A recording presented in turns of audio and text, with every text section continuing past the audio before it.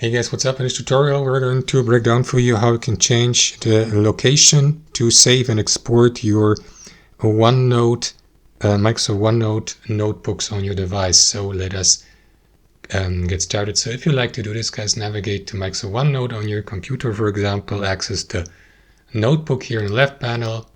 And what you want to do is select the given section of your notebook, right click into it. And from that menu, what you want to do is click into your notebook, here, and select properties.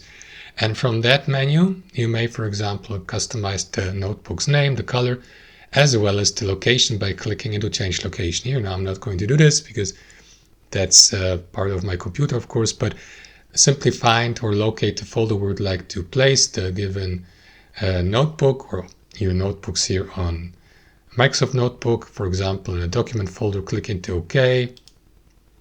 And that is going to save these there in the future. So that's it, guys. Thanks for watching and have a wonderful day.